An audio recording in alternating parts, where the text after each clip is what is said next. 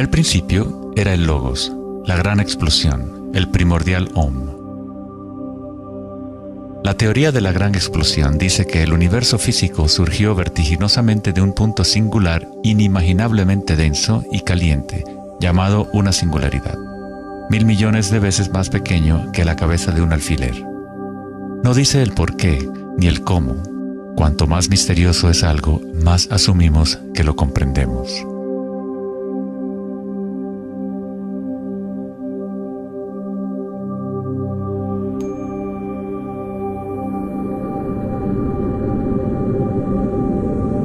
Antes se pensaba que la gravedad haría que se desacelerara eventualmente la expansión del universo, o que lo contraería en una gran implosión. Sin embargo, las imágenes del telescopio Hubble demuestran que la expansión del universo parece estar acelerándose, expandiéndose más y más desde su origen en la gran explosión. De alguna manera, hay más masa en el universo de la cual la física había predicho.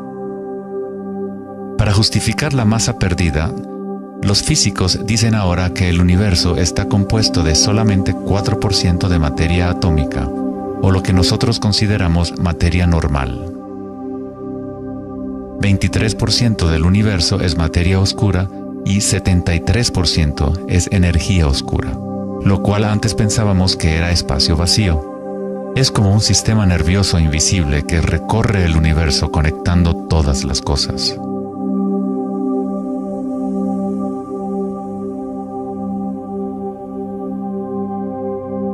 Los antiguos maestros védicos enseñaban Nada Brahma.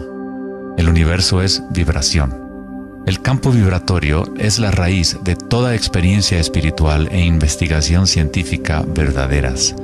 En el mismo campo de energía que santos, budas, yogis, místicos, chamanes, sacerdotes y videntes han observado al observar en su interior.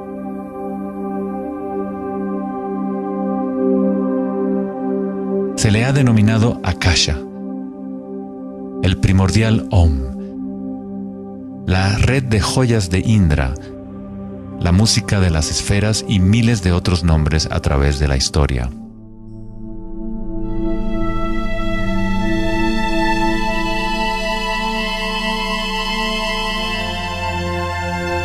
Es la raíz común de todas las religiones. Y el vínculo entre nuestros mundos interiores y exteriores.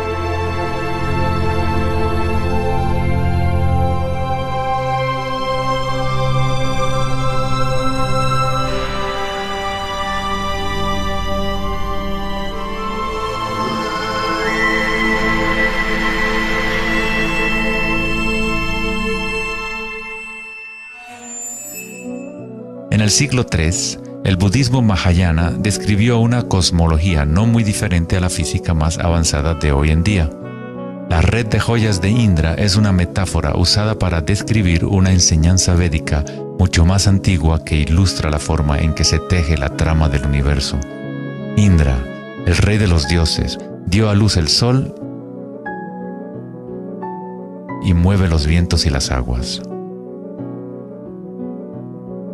Imagina una telaraña que se extiende en todas las dimensiones. Está formada por gotas de rocío y cada gota contiene el reflejo de todas las gotas de agua y en cada reflejo se advierte a la vez el reflejo de las gotas más minúsculas.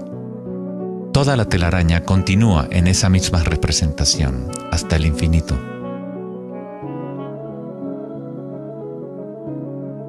La red de Indra podría ser descrita como un universo holográfico, donde hasta el más mínimo rayo de luz contiene el patrón completo de la totalidad. Se hace referencia a veces al científico serbio-americano Nikola Tesla como el hombre que inventó el siglo XX. Tesla fue el responsable del descubrimiento de la electricidad de corriente alterna y muchos otros inventos que ahora son parte de la vida cotidiana. Debido a su interés en las antiguas tradiciones védicas, Tesla se encontraba en una posición única para comprender la ciencia a través de un modelo tanto oriental como occidental. Como todos los grandes científicos, Tesla investigó profundamente los misterios del mundo exterior, pero también observó profundamente su interior. Al igual que los antiguos yogis, Tesla utilizó el término akasha para describir el sentido etéreo que se extiende a lo largo de todo. Tesla estudió con Swami Vivekananda, un yogi que trajo las enseñanzas antiguas de India al occidente. En las enseñanzas védicas, akasha es el espacio en sí, el espacio que los otros elementos llenan, que existe simultáneamente con la vibración. Son inseparables. Akasha es el yin del yang del prana.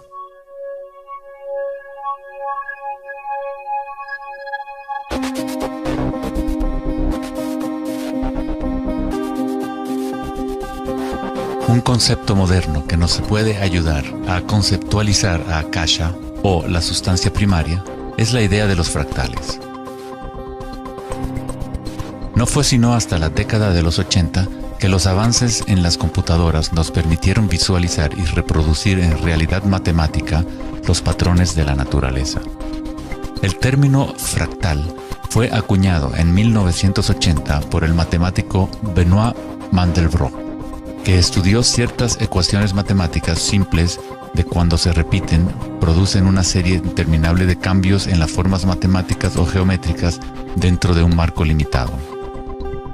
Son limitadas, pero al mismo tiempo infinitas. Un fractal es una forma geométrica aproximada que se puede dividir en partes, cada una de las cuales es aproximadamente del tamaño de una copia reducida del patrón completo, una propiedad llamada autosemejanza. Los fractales de Mandelbrot han sido llamados las huellas digitales de Dios.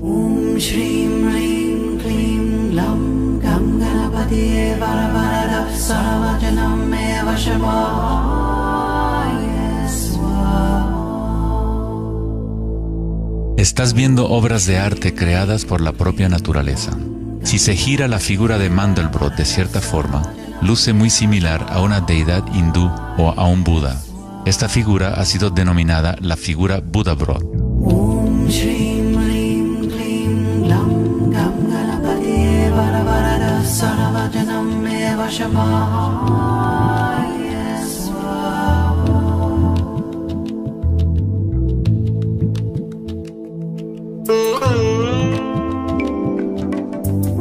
Si nos fijamos en algunas formas de arte y arquitectura antigua, veremos que los humanos hemos asociado la belleza y lo sagrado con patrones fractales desde hace ya mucho tiempo.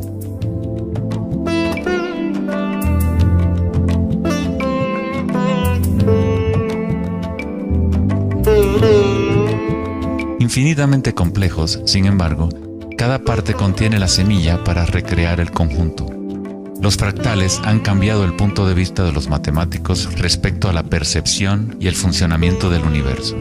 Con cada nuevo nivel de aumento surgen diferencias del original. El cambio y la transformación constante ocurren a medida que atravesamos el nivel de un detalle fractal a otro. Esta transformación es el espiral cósmico, la inteligencia intrínseca de la matriz del espacio-tiempo.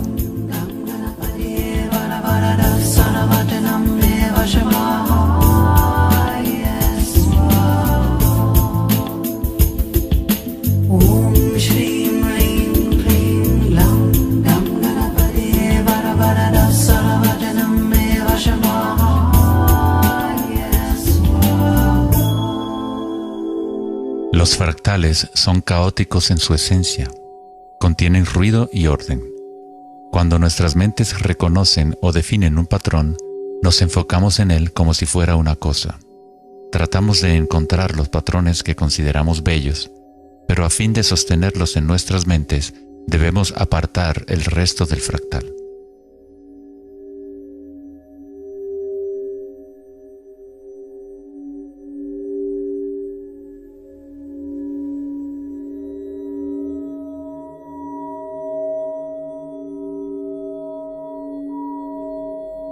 Comprender un fractal con los sentidos es limitar su movimiento. Toda la energía del universo es neutral, atemporal y carece de dimensiones. Nuestra propia creatividad y la capacidad de reconocimiento de patrones es la relación entre el microcosmos y el macrocosmos. el mundo eterno de las ondas y el sólido mundo de las cosas. La observación es un acto de creación a través de las limitaciones inherentes del pensamiento. Estamos creando la ilusión de solidez de las cosas al etiquetarlas y nombrarlas. El filósofo Kierkegaard dijo: si me nombras, me niegas. Al darme un nombre, una etiqueta, niegas las otras posibilidades que yo podría ser. Encasillas a la partícula en ser una cosa, al nombrarla, al concretarla, pero al mismo tiempo la estás creando, la defines para que exista. La creatividad es nuestra naturaleza más elevada. Con la creación de las cosas viene el tiempo, lo cual crea la ilusión de solidez.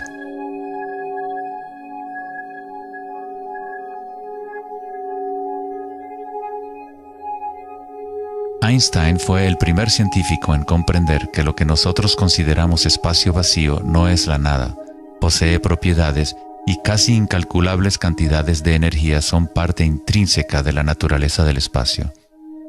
El famoso físico Richard Feynman dijo en una ocasión: hay suficiente energía en un solo metro cúbico de espacio para hervir todos los océanos del mundo. Los meditadores avanzados saben que en el silencio se encuentra el mayor poder. Buda tenía otro término para la sustancia primaria. La llamaba kalapas. Las kalapas son como partículas u ondas minúsculas que están surgiendo y desapareciendo miles de millones de veces por segundo.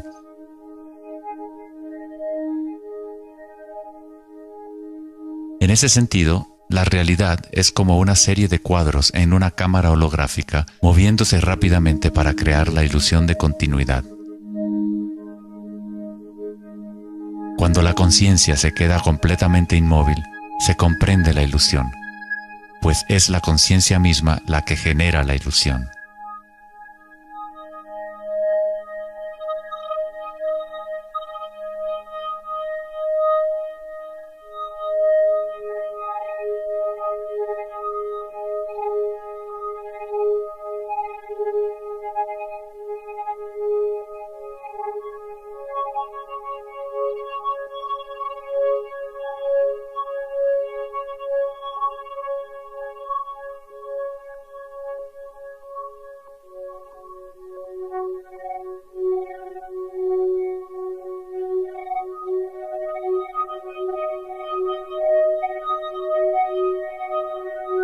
En las tradiciones antiguas orientales se sabía desde hace miles de años que todo es vibración.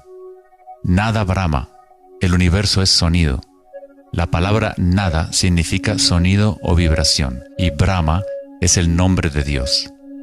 Brahma, al mismo tiempo, es el universo y es el creador. El artista y el arte son inseparables.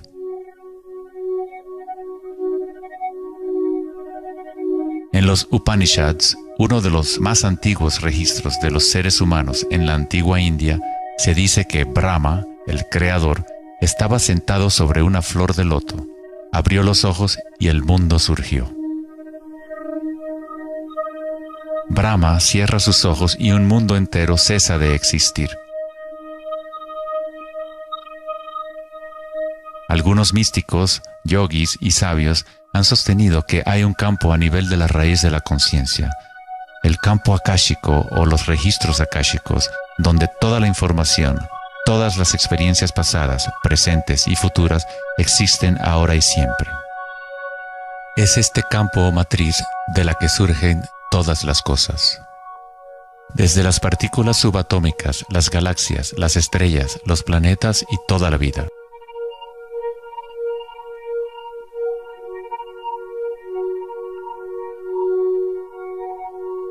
Nunca ves nada en su totalidad, ya que todo está formado de capas y capas de vibración y está constantemente cambiando. Intercambio de información con Akasha. Un árbol bebe del sol, del aire, de la lluvia y de la tierra.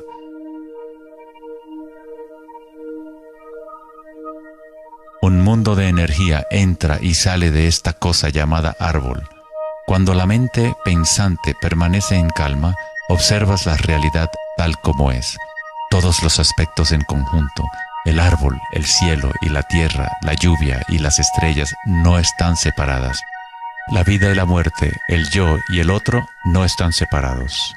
Así como la montaña y el valle son inseparables.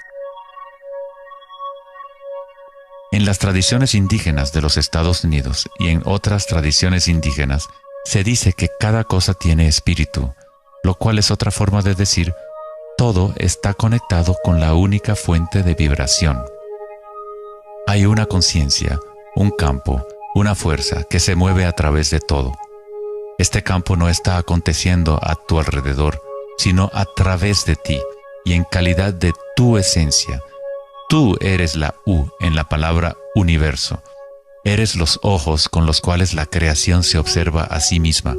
Cuando te despiertas de un sueño, te das cuenta que todo lo del sueño era parte de ti. Tú lo estabas creando. Es igual para lo que llamamos la vida real. Cada uno y cada cosa eres tú. La única conciencia mirando a través de cada ojo, bajo cada roca,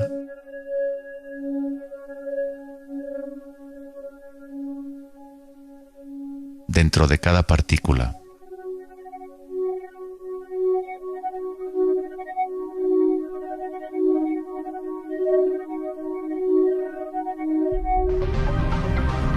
Los investigadores internacionales del CERN, el Laboratorio Europeo de Física de Partículas, están buscando este campo que se extiende a lo largo de todas las cosas. Pero en lugar de mirar hacia adentro, miran al mundo físico externo. Científicos del laboratorio CERN en Ginebra, Suiza, anunciaron que habían encontrado el bosón de Higgs, o la partícula de Dios. Los experimentos del bosón de Higgs demostraron científicamente que un campo de energía invisible llena el vacío del espacio. El gran colisionador de hadrones del CERN consiste en un anillo de 17 millas de circunferencia en la que dos haces de partículas corren en direcciones opuestas, convergiendo y estrellándose casi a la velocidad de la luz. Los científicos observan lo que surge de las violentas colisiones. El modelo estándar no puede explicar cómo las partículas obtienen su masa. Todo parece estar compuesto de vibraciones, pero no hay ninguna cosa que esté siendo vibrada. Es como si hubiera un bailarín invisible, una sombra, danzando oculta en el valle del universo. Los demás bailarines siempre han danzado alrededor de este bailarín oculto. Hemos observado la coreografía, pero hasta ahora no podíamos ver el bailarín.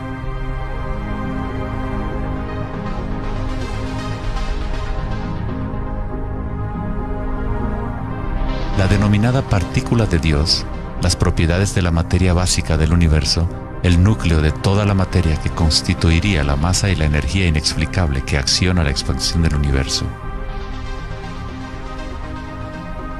Pero lejos de explicar la naturaleza del universo, el descubrimiento del bosón de Higgs simplemente presenta un misterio aún mayor, dejando al descubierto un universo que es aún más misterioso de lo que nunca habíamos imaginado.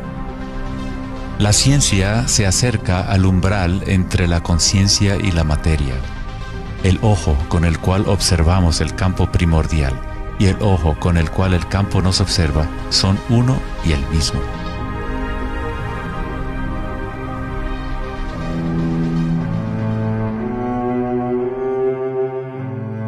El célebre escritor alemán Wolfgang von Goethe dijo: "La onda es el fenómeno primordial que dio origen al mundo".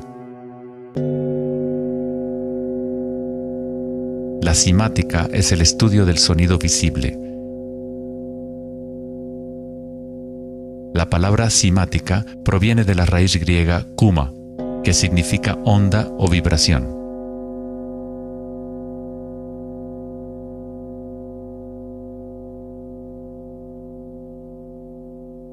Uno de los primeros científicos occidentales que estudió con seriedad el fenómeno de las ondas fue Ernst Chladni, un músico y físico alemán que murió en el siglo XVIII. Chladni descubrió que cuando colocaba arena en placas de metal y luego hacía vibrar las placas con un arco de violín, la arena se organizaba en figuras con patrones.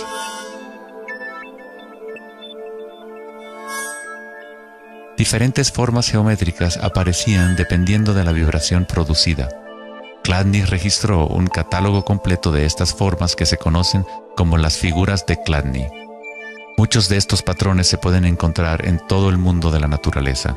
Es el caso de las marcas distintivas de la tortuga o los patrones de manchas del leopardo.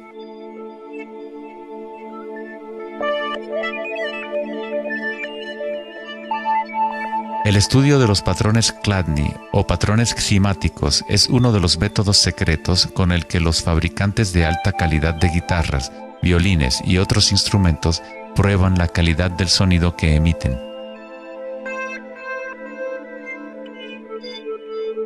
Hans Jenny expandió el trabajo de Chladni en los años 60 usando varios líquidos y amplificación electrónica para generar frecuencias de sonido, y así acuñó el término ximática. Si se envían ondas sinusoidales simples a través de un recipiente con agua, se pueden ver los patrones en el agua. Dependiendo de la frecuencia de la onda, aparecerán diferentes patrones de ondas. Cuanto más elevada sea la frecuencia, más complejo será el patrón. Estas formas son repetibles, no aleatorias. Cuanto más observas, más empiezas a ver cómo la vibración organiza la materia en formas complejas que comenzaron en simples ondas repetitivas. Esta vibración de agua tiene un patrón similar a un girasol.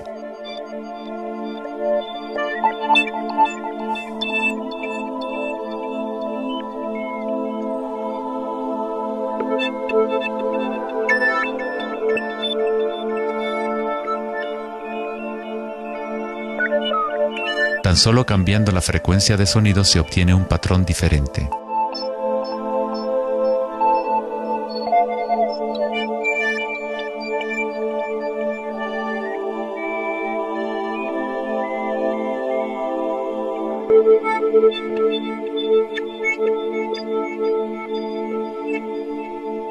El agua es una sustancia muy misteriosa, es altamente impresionable.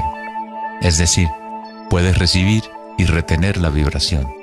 Debido a su capacidad y sensibilidad de resonancia elevada y a su disposición interna para resonar, el agua responde instantáneamente a todos los tipos de ondas acústicas. Agua y tierra vibrante constituyen la mayoría de la masa en las plantas y los animales. Es fácil observar cómo simples vibraciones en el agua pueden crear patrones reconocibles naturales, pero a medida que agregamos sólidos y aumentamos la amplitud, las cosas se ponen aún más interesantes. Al añadir almidón de maíz al agua, obtenemos fenómenos más complejos.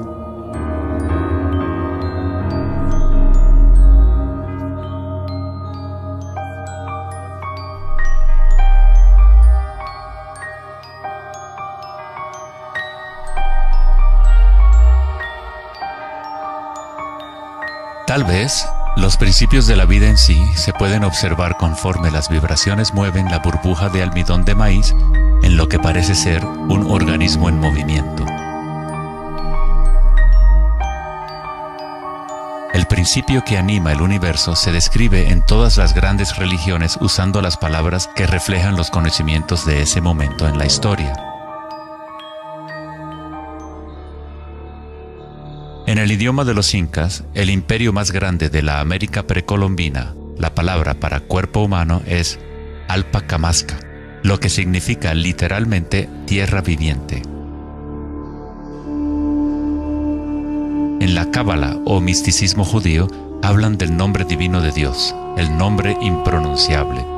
No se puede pronunciar debido a que es una vibración que está en todas partes.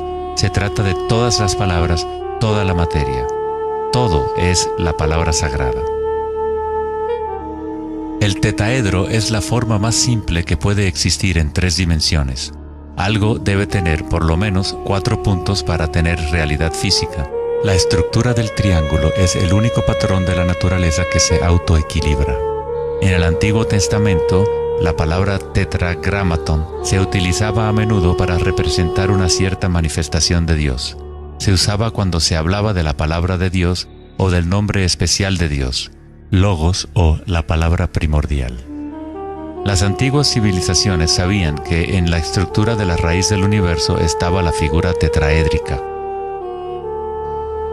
De esta forma, la naturaleza exhibe un impulso fundamental hacia el equilibrio, Shiva, pero a la vez exhibe un impulso fundamental hacia el cambio, Shakti.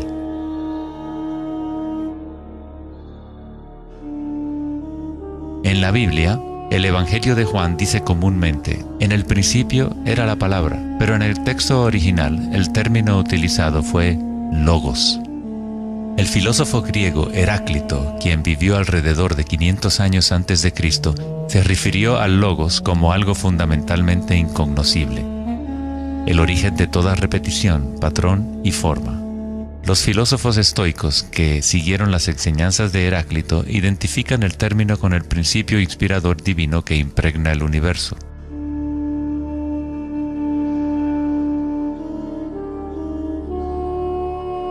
En el sufismo, el logos está en todas partes y en todas las cosas.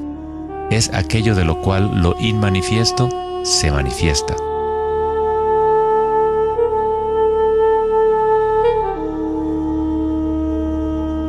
En la tradición hindú, Shiva Nataraja significa literalmente Señor de la danza. El cosmos entero danza al tambor de Shiva. Todo está imbuido o impregnado con la pulsación. El mundo puede seguir evolucionando y cambiando solo mientras Shiva siga danzando. De otra forma, colapsa de regreso a la nada. Mientras que Shiva representa nuestra conciencia de espectadores, Shakti es la sustancia o la materia del mundo. Mientras que Shiva yace en meditación, Shakti trata de incitarlo a la danza. Como el yin y el yang, el bailarín y el baile existen como uno.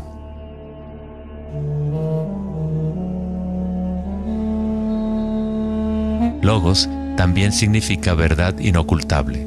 Aquel que conoce el logos, conoce la verdad.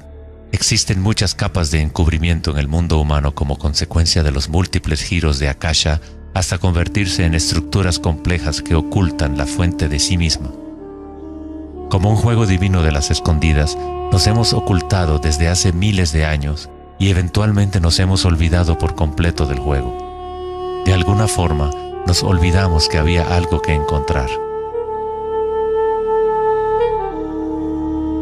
En el budismo se enseña a través de la meditación a percibir directamente el logos, el campo del cambio o impermanencia en nuestro interior.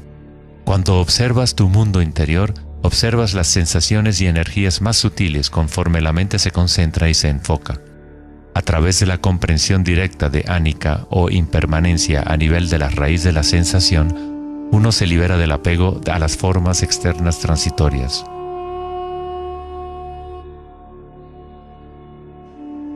Una vez que tomamos conciencia de que hay un campo vibratorio que es la raíz común de todas las religiones, ¿cómo podemos decir mi religión? O este es mi Om primordial, mi campo cuántico.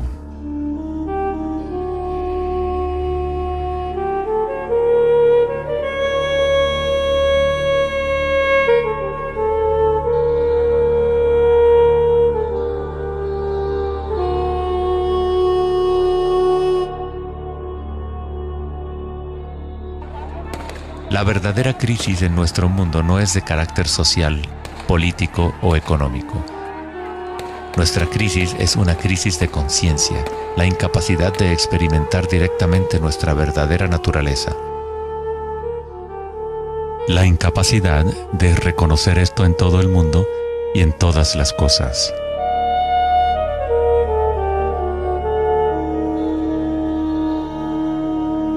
En la tradición budista, el bodhisattva es la persona con una naturaleza búdica despierta.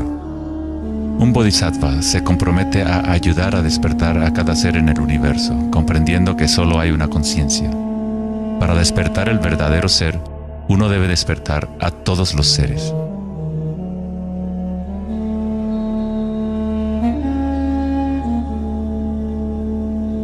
Existen innumerables seres conscientes en el universo a quienes me comprometo a ayudar a despertar.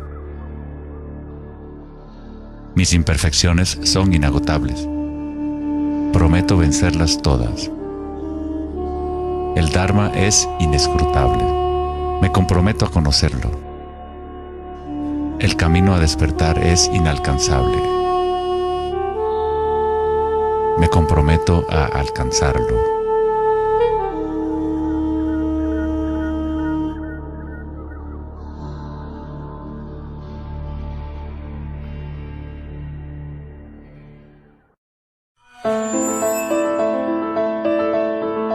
El filósofo Platón, partidario de Pitágoras, insinuaba enigmáticamente que había una llave de oro que unificaba todos los misterios del universo. Esta es la llave de oro a la que regresaremos una y otra vez a lo largo de nuestra exploración. La llave de oro es la inteligencia del Logos, la fuente del Om primordial. Se podría decir que es la mente de Dios. Con nuestros limitados sentidos, estamos observando solo la manifestación externa de la mecánica oculta de la autosemejanza. La fuente de esta simetría divina es el misterio más grande de nuestra existencia. Muchos de los pensadores monumentales de la historia, como Pitágoras, Kepler, Leonardo da Vinci, Tesla y Einstein, han llegado al umbral del misterio. Einstein dijo: "Lo más bello que podemos experimentar es lo misterioso. Es la fuente de cualquier arte y ciencia verdadera". Aquel que no conoce esta emoción, que no hace pausa para maravillarse y quedarse absorto en admiración, es como si estuviera muerto. Sus ojos están cerrados. Estamos en la posición de un niño pequeño entrando a una gran biblioteca llena de libros en muchos idiomas diferentes. El niño sabe que alguien debe haber escrito esos libros. No sabe cómo. No entiende los idiomas en que están escritos. El niño sospecha ligeramente que hay un orden misterioso en la disposición de los libros, pero no sabe cuál es. A mí me parece que esa es la actitud, inclusive del ser humano más inteligente, hacia Dios. Vemos un universo maravillosamente ordenado que obedece ciertas leyes. Nuestras mentes limitadas no pueden comprender la misteriosa fuerza que mueve las constelaciones. Todo científico que observa detenidamente el universo y todo místico que observa profundamente su interior se encuentra tarde o temprano, cara a cara, con la misma cosa: la espiral primordial.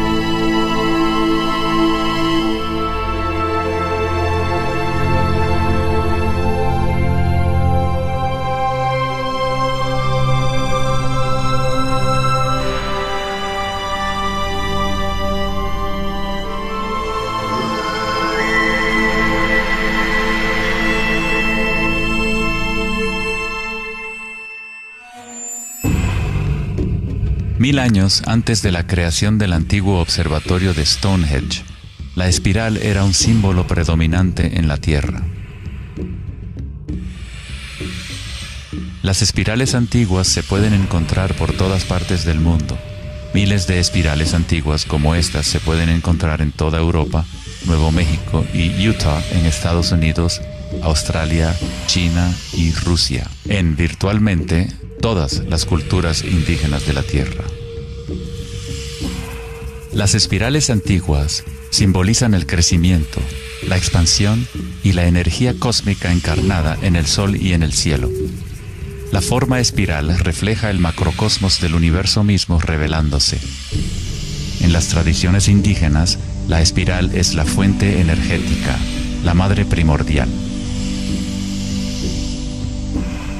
Las espirales neolíticas de Newgrange, Irlanda, se remontan a 5000 años.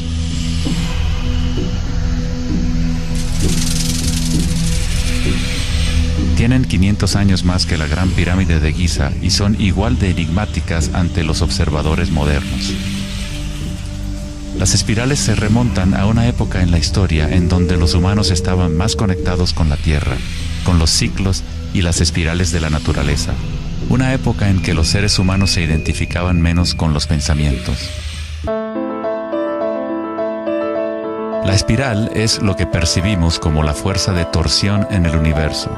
El prana, o fuerza creativa, hace girar a Akasha en una secuencia de formas sólidas. Se encuentra en todos los niveles entre el macrocosmos y el microcosmos, desde las galaxias espirales hasta los sistemas meteorológicos, el agua en tu bañera y tu ATN.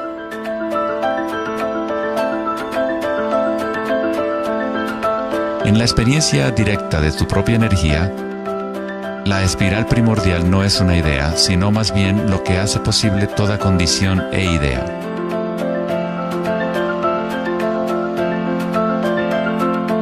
Varios tipos de espirales y hélices se encuentran en todo el mundo de la naturaleza. Caracoles,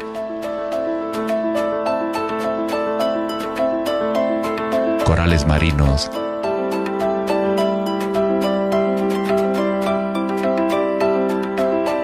telarañas,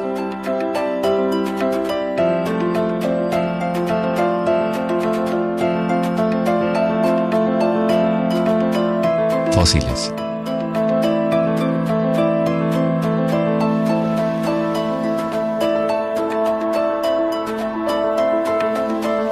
En las colas de los caballitos de mar,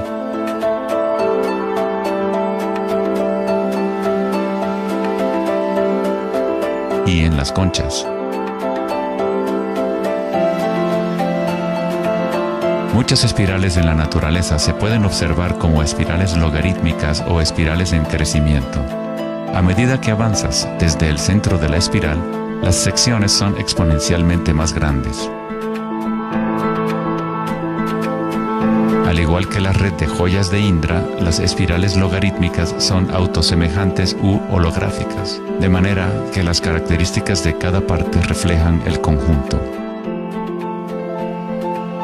Hace 2400 años, en la antigua Grecia, Platón consideraba la proporción geométrica continua como el vínculo cósmico más profundo. La sección áurea, o número áureo, o proporción divina, era el secreto más grande de la naturaleza. La sección áurea puede expresarse como la relación de A más B a es igual a la relación de A B. Para Platón, el alma del mundo se vincula en una sola resonancia armónica. El mismo patrón pentagonal que existe en una estrella de mar o en una rebanada de quimbombo se puede observar en la trayectoria del planeta Venus trazada en el cielo nocturno durante un periodo de 8 años.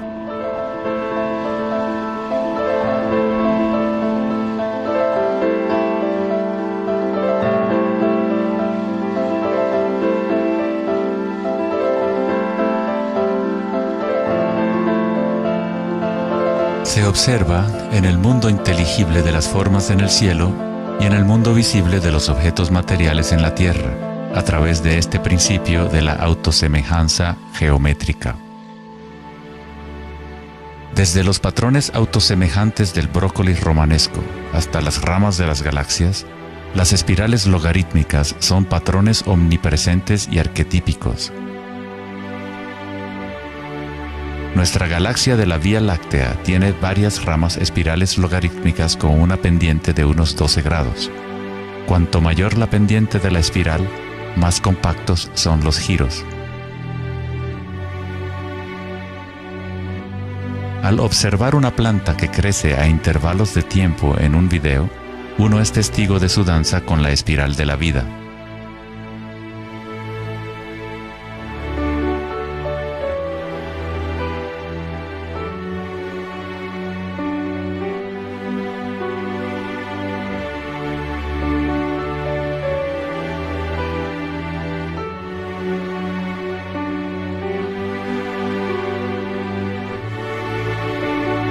Una espiral dorada es una espiral logarítmica que crece hacia afuera, siguiendo el factor de la sección áurea.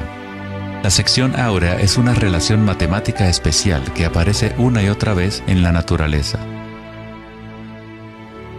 El patrón que se observa a continuación se denomina la serie de Fibonacci o la secuencia de Fibonacci. La serie de Fibonacci se desarrolla de tal manera que cada número es la suma de los dos números anteriores. El matemático y astrónomo alemán Kepler descubrió que patrones autosemejantes de espirales son observables de la manera en la cual las hojas están dispuestas en los tallos de las plantas, o en el orden de los pétalos y los capullos de las flores. Leonardo da Vinci observó que el espacio en las hojas tenía a menudo forma de patrones espirales. Estos patrones se llaman filotaxis o patrones de disposición de las hojas.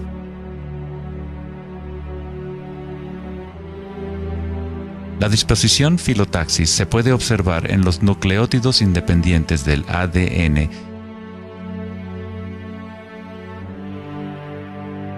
y en todo, desde los árboles genealógicos de conejos reproductores hasta en las piñas del pino, de los cactus a los copos de nieve, y en organismos simples como las diatomeas. Las diatomeas son uno de los tipos más comunes de fitoplancton, organismos unicelulares que sirven de alimento a numerosas especies en la cadena alimenticia.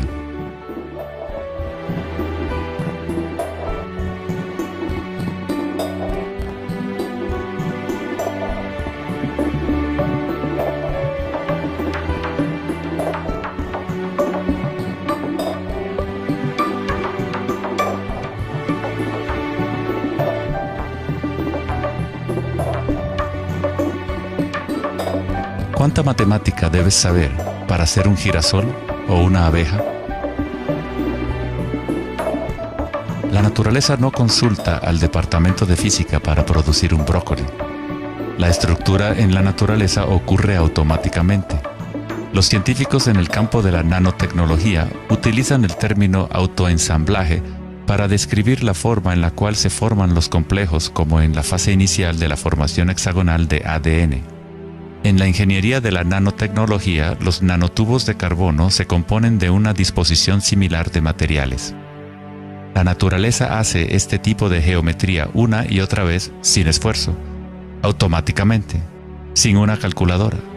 La naturaleza es precisa y extremadamente eficiente.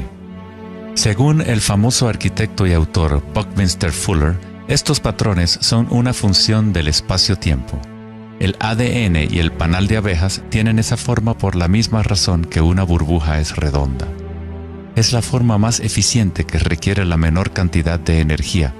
El espacio en sí tiene una forma y permite solo ciertas configuraciones de la materia, siempre volviendo a lo más eficiente.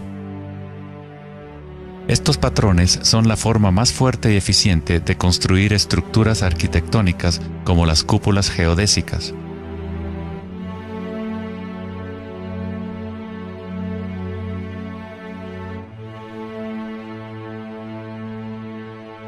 Los patrones de espirales logarítmicas permiten la exposición máxima de las plantas a los insectos para la polinización. La máxima exposición a la luz solar y la lluvia que les permite llevar el agua de manera eficiente y en espiral hacia sus raíces.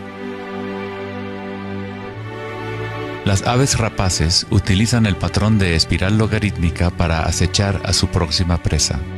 Volar en espiral es la forma más eficiente de cazar.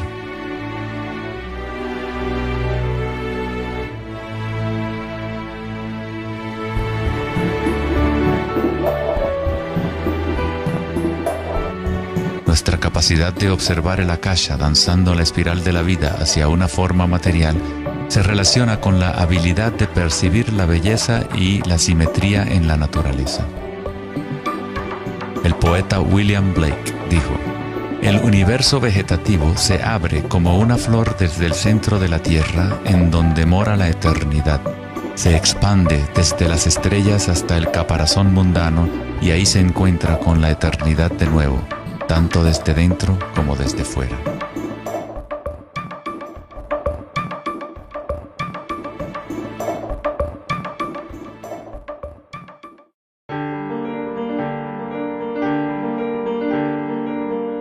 estudio de los patrones en la naturaleza no es algo familiar en el mundo occidental, pero en la antigua China, esta ciencia es conocida como Li.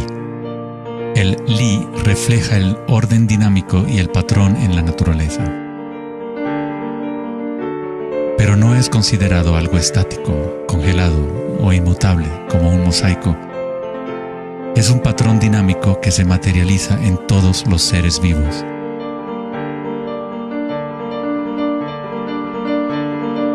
Las arterias de las hojas, las marcas de las tortugas y los patrones de vetas en las rocas son todas expresiones del lenguaje secreto de la naturaleza y del arte. El laberinto es uno de los muchos patrones de Li. Se encuentran en las estructuras de los corales, en hongos como el morel,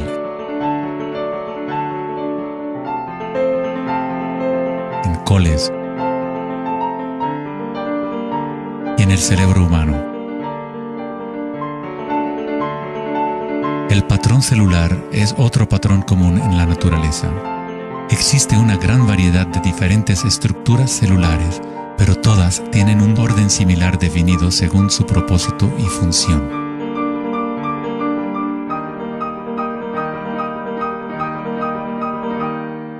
Es fácil quedarse fascinado ante el juego constante de formas, pero lo más interesante es que ciertas formas arquetípicas parecen estar entretejidas en la trama de la naturaleza. El patrón de ramificación es otro patrón Li, o modelo arquetípico observable en todos los niveles y en todas las escalas fractales.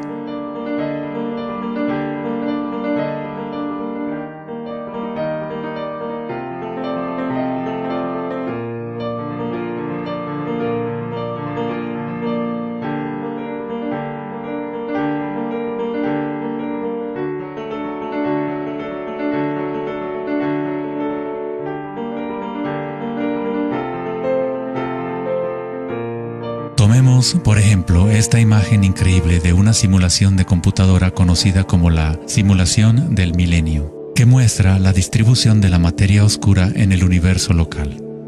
Fue creada por Max Planck Society en Alemania.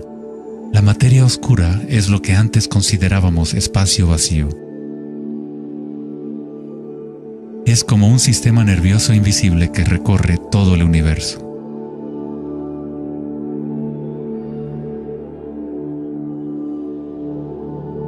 El universo es literalmente como un cerebro gigante. Está constantemente utilizando un tipo de energía oscura u oculta que solo hasta ahora la ciencia empieza a entender. A través de esta red inmensa, la insondable energía se mueve proporcionando el impulso para la expansión y el crecimiento del universo.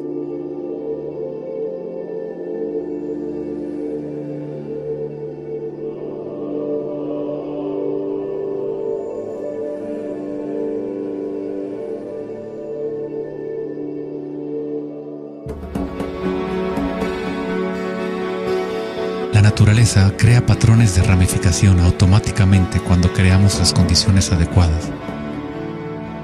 La naturaleza es una máquina generadora de arte o un motor creador de belleza. Aquí, la electricidad se utiliza para hacer crecer las ramas de cristal plata. El metraje es en intervalos de tiempo a medida que crecen durante varias horas. Los cristales se forman sobre el cátodo de aluminio cuando los iones se depositan por electrólisis a partir de una solución de nitrato de plata. La formación es autoorganizadora. Estás viendo arte generado por la propia naturaleza.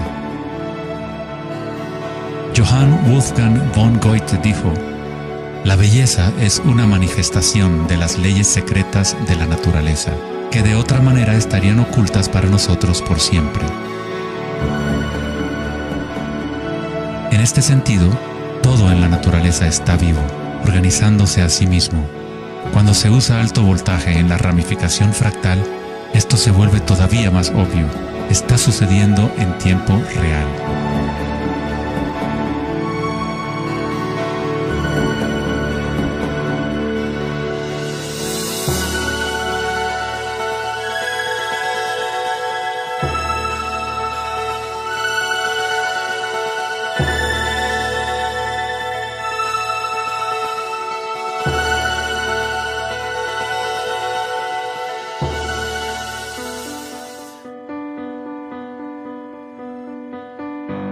En el cuerpo humano se encuentran patrones y estructuras ramificadas por todas partes. Son, por supuesto, el sistema nervioso de la medicina occidental. Pero en la medicina china, ayurvédica y tibetana, los meridianos de energía son un componente esencial para entender cómo funciona el cuerpo. Los nadis o meridianos de energía forman estructuras ramificadas. Una autopsia no revelará los chakras o nadis, pero eso no quiere decir que no existen. Es necesario refinar las herramientas que usamos para poder observar. En primer lugar, debes aprender a acallar tu mente. Solo entonces podrás ver estas cosas primero en tu interior. En la teoría eléctrica, cuanta menos resistencia haya en un cable, más fácilmente puede transportar energía. Al cultivar la ecuanimidad a través de la meditación, se crea un estado de no resistencia en tu cuerpo. Prana o chi, o energía interna, es simplemente tu vitalidad interior. Lo que sientes cuando tomas conciencia desde el interior del cuerpo. Los hilos sutiles de tu cuerpo que transportan el prana, los nadis, logran mover más y más energía pránica a través de los chakras. El cableado se hace más fuerte a medida que lo usas, pues permites que la energía fluya. Donde quiera que haya conciencia, el chi o energía comenzará a fluir y prosperarán las conexiones físicas. En el sistema nervioso y el cerebro, los patrones físicos de cableado se establecen por repetición. Si prestas atención continuamente a lo que está en tu interior y reduces la resistencia a las sensaciones que están experimentando, incrementas tu capacidad energética.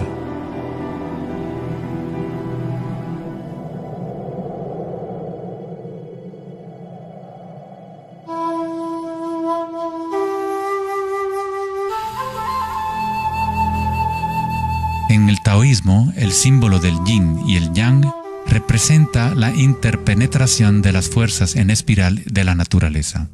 El yin y el yang no son dos y no es uno. El antiguo concepto del ara está representado por un yin y yang o remolino en espiral. Es el centro de energía localizado en el abdomen, debajo del ombligo. Ara significa literalmente mar u océano de energía. En China, el ara es llamado el Dantien inferior. En muchas formas de artes marciales asiáticas, se dice que el guerrero con ara fuerte es imparable. En la tradición samurái, una forma de suicidio ritual o seppuku era el harakiri. Esto significa traspasar tu propio ara, desconectando el chi o canal de energía. Moverse desde este centro crea el movimiento enraizado y lleno de gracia que se ve no solo en las artes marciales,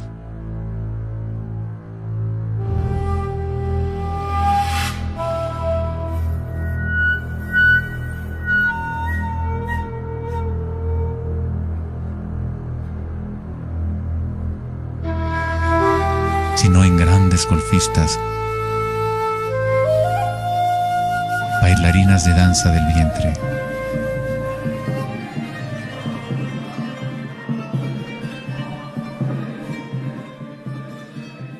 Y derviches giradores sufíes.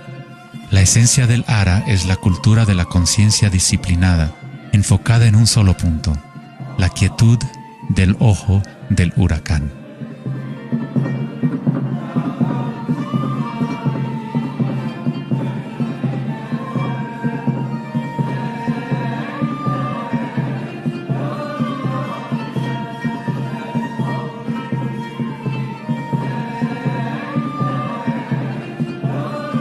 Es el instinto de nuestras entrañas con relación a nuestra propia fuente de energía.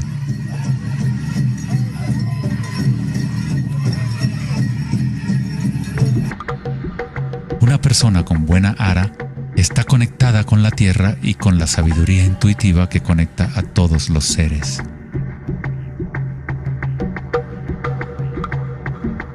Pensar con tu vientre, el ara de Kengasai, es conectarte con tu sabiduría interior.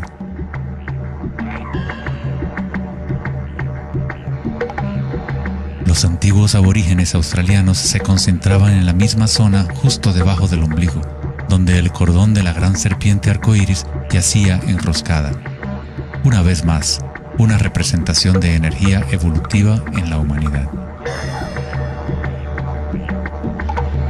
No es casualidad que es en el ara donde comienza la nueva vida.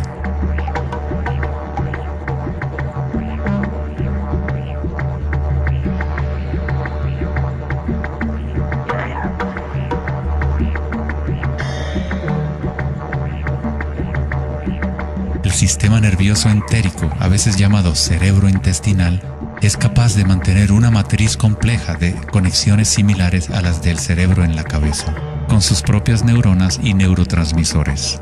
Puede actuar de forma autónoma, es decir, con su propia inteligencia. Se podría decir que el cerebro intestinal es una versión fractal del cerebro de la cabeza, o tal vez el cerebro de la cabeza es una versión fractal del cerebro intestinal. Un oso sano tiene un ara fuerte. Cuando un oso sabe dónde hurgar para encontrar hierbas, sigue el movimiento del chi a través de sus sentidos, centrando en el ara o vientre. Esta es la conexión del oso con la cabaña de los sueños, el lugar en las tradiciones indígenas de donde proviene todo el conocimiento y regresa hacia la espiral de la vida. Pero, ¿cómo conocían los antiguos pueblos la espiral, si la ciencia moderna está apenas empezando ahora a reconocer su importancia? Pregúntale a las abejas. Ellas no se han olvidado de amar. Las abejas tienen una conexión especial con la fuente como parte de un sistema simbiótico que ayuda a la belleza y a la diversidad a florecer. Son un puente entre el macrocosmos y el microcosmos. Hay un corazón que nos conecta a todos, como una mente colectiva, por llamarla así. Al igual que un cerebro abierto, la colmena envía sus sueños al mundo para manifestarse.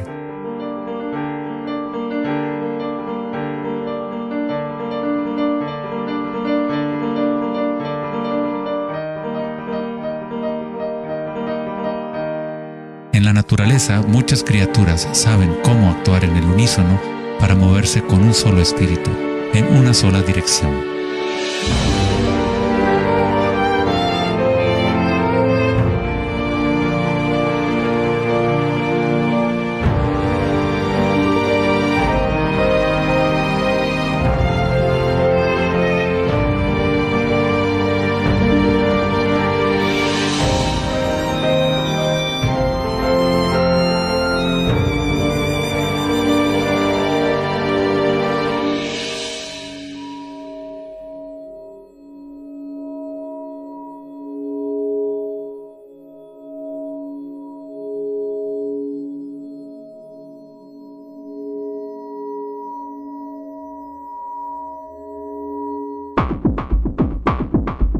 Pero no todos se benefician de las otras especies a su alrededor. Por ejemplo, la cigarra devora todo en su camino. Una cigarra no tiene ninguna otra opción que actuar como cigarra. Nunca va a producir miel ni a polinizar plantas como una abeja. El comportamiento de una cigarra es rígido, pero un ser humano es único en el sentido de que podemos actuar como una abeja o como una cigarra. Tenemos la libertad de cambiar y manipular los patrones de la forma en que interactuamos con el mundo. Podemos existir en simbiosis o como parásitos.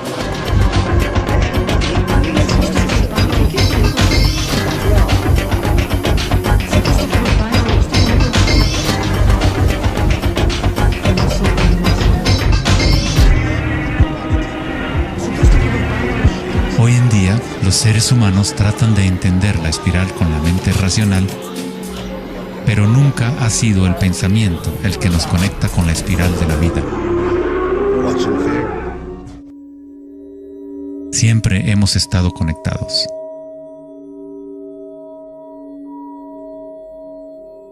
El pensamiento ha sido lo que nos ha mantenido en la ilusión de la separación dentro de nuestras propias identidades. El pensamiento es la creación de la separación, la experiencia de limitación. Cuanto más nos alineamos con el pensamiento, más nos alejamos de la fuente.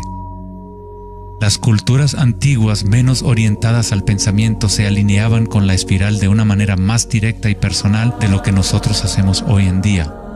En la antigua India, el Kundalini es una representación de la propia energía interior que se mueve a lo largo de la columna vertebral en un patrón en forma de serpiente o hélice. En las antiguas tradiciones yogis de la India, los mundos interiores de las personas de la época se comparaban con las culturas que se centraban en el ara. Equilibrar el poder de la espiral con la quietud propia de la observación de tu conciencia es alinearte con tu pleno potencial evolutivo, para florecer como el ser original y multifacético que fuiste concebido. Ida, el femenino o canal lunar, está conectado al cerebro derecho y Pingala, el canal masculino o solar, está conectado al cerebro izquierdo. Cuando estos dos canales están en equilibrio, la energía fluye hasta un tercer canal, Sushumna, en el centro de la columna vertebral, energizando los chakras y desbloqueando nuestro pleno potencial evolutivo. La palabra chakra es una antigua palabra sánscrita que significa rueda de energía. El Kundalini es nada menos que la espiral primordial que, como una danza, hace emerger tu vida humana a la existencia.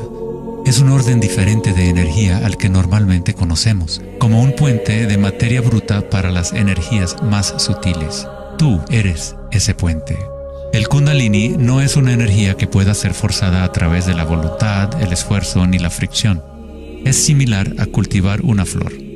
Todo lo que podemos hacer como buenos jardineros es preparar la tierra y las condiciones adecuadas y luego dejar que la naturaleza siga su curso. Si obligas a una flor a florecer prematuramente, la destruyes.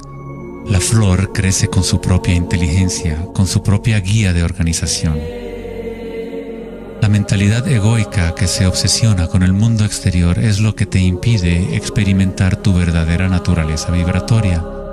Cuando la conciencia se vuelca hacia el interior, se asemeja a los rayos del sol y comienza a florecer el loto interior.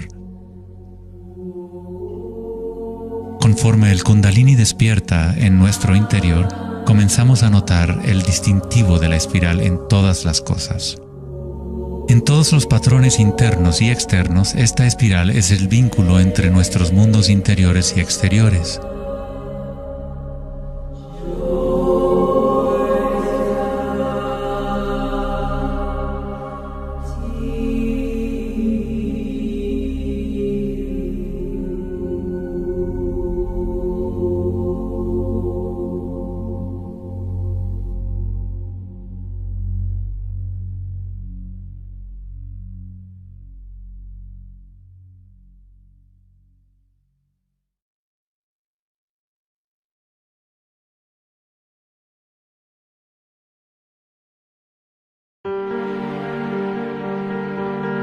Antes de los albores de la civilización occidental y del lenguaje escrito, la ciencia y la espiritualidad no eran dos cosas separadas. En las enseñanzas de las grandes tradiciones antiguas, la búsqueda externa de conocimiento y certeza era compensada por un sentimiento interior de impermanencia y comprensión intuitiva de la espiral del cambio. A medida que el pensamiento científico se hizo más predominante y la información se fue multiplicando, comenzó la fragmentación en nuestros sistemas de conocimiento. El incremento de la especialización significaba que menos personas eran capaces de ver el panorama general, de sentir e intuir la estética del sistema en su conjunto. Nadie se preguntaba, ¿será que todo este razonamiento es bueno para nosotros? La sabiduría antigua está aquí entre nosotros, oculta a plena vista. Pero estamos demasiado preocupados con nuestros pensamientos como para reconocerla. Esta sabiduría olvidada es la manera de restablecer el equilibrio entre lo interno y lo externo, el yin y el yang, entre la espiral del cambio y la quietud de nuestro centro.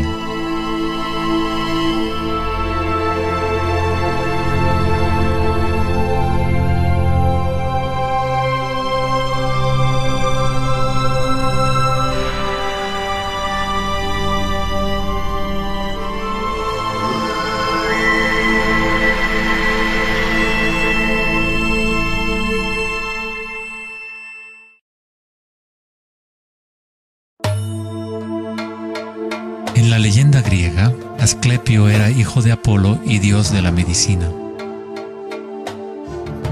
Su sabiduría y habilidades para la curación eran insuperables, y se decía que había descubierto el secreto mismo de la vida y la muerte.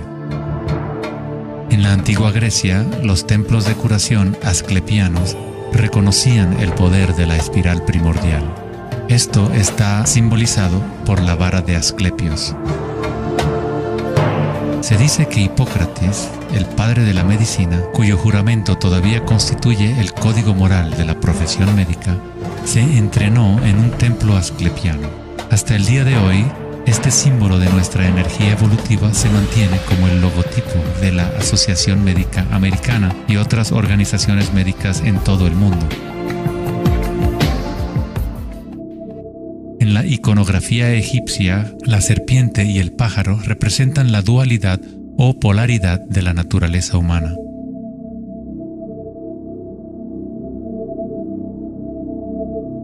La serpiente en dirección descendiente es la espiral manifestada y la energía evolutiva del mundo.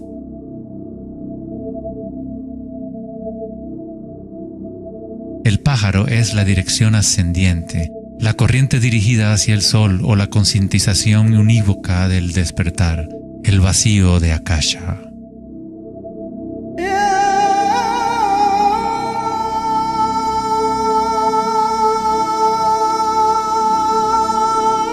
Faraones y dioses son representados con su energía despierta, en donde la serpiente Kundalini asciende por la columna vertebral y traspasa el chakra ajna entre los ojos. Esto se denomina el ojo de Horus. En la tradición hindú, el bindi también representa el tercer ojo, la conexión divina con el espíritu.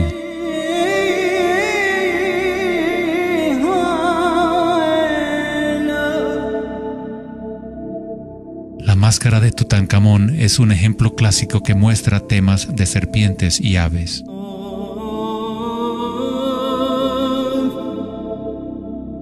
Las tradiciones mayas y aztecas combinan a la serpiente y al pájaro en un solo dios, Quetzalcóatl o Kukulcán. El dios de la serpiente alada representa la conciencia evolutiva despierta o el Kundalini despierto. La persona que despierta a Quetzalcóatl en su interior es una manifestación viviente de lo divino. Se dice que Quetzalcóatl o la energía de la serpiente regresará al final de los tiempos.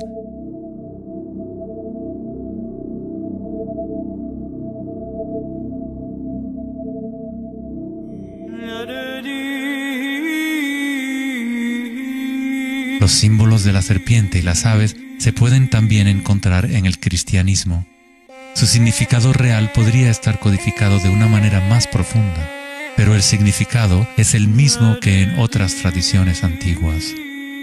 En el cristianismo, el pájaro o paloma que se ve a menudo sobre la cabeza de Cristo representa al Espíritu Santo o Kundalini Shakti a medida que asciende al sexto chakra y más allá.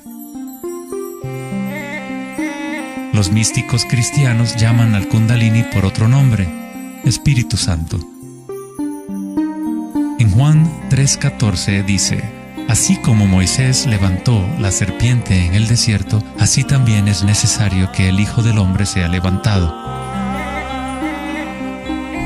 Jesús y Moisés despertaron su energía Kundalini, trayendo el despertar de la conciencia a las fuerzas inconscientes reptilianas que rigen los deseos del ser humano. Se dice que Jesús pasó 40 días y 40 noches en el desierto, durante los cuales fue tentado por Satanás. De igual forma, Buda fue tentado por Mara cuando estaba sentado en busca de la iluminación bajo el árbol Bodhi o árbol de la sabiduría. Tanto Cristo como Buda tuvieron que alejarse de la tentación de los placeres sensoriales y mundanos.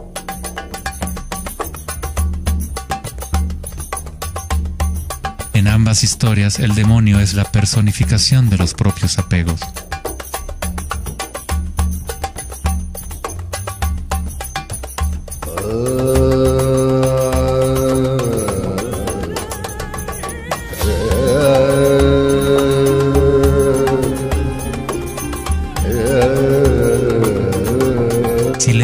historia de Adán y Eva a través de la luz de las tradiciones védicas y egipcias, descubrimos que la serpiente que vigila el árbol de la vida es el Kundalini.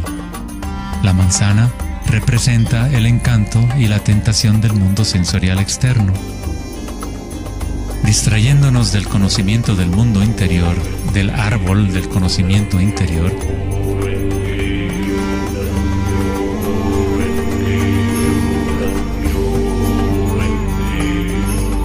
el árbol es simplemente la red de nadis o meridianos de energía dentro de nosotros mismos, que forma literalmente estructuras ramificadas por todo el cuerpo. En nuestra búsqueda egoica de gratificación externa, nos hemos separado del conocimiento del mundo interior, de nuestra conexión a Akasha y a la fuente de la sabiduría.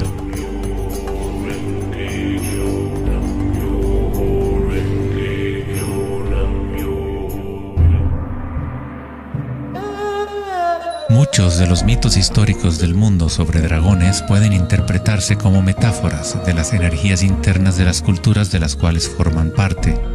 En China, el dragón sigue siendo un símbolo sagrado que representa la felicidad. Al igual que los faraones egipcios, los antiguos emperadores chinos que habían despertado sus energías evolutivas fueron representados por la serpiente alada o dragón. El tótem real del emperador de Jade o el emperador celestial muestra un balance similar a los canales de Ida y Pingala. El yin y el yang del taoísmo es el despertar del centro pineal, o como lo denomina el taoísmo, el Dantien superior.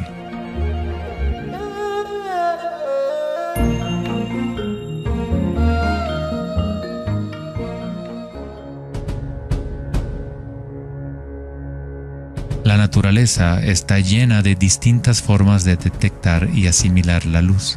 Por ejemplo, un erizo de mar puede, en verdad, ver con su cuerpo espinado que actúa como un gran ojo. Los erizos detectan la luz que ilumina sus espinas y comparan la intensidad de los rayos para tener una idea de lo que está en su entorno.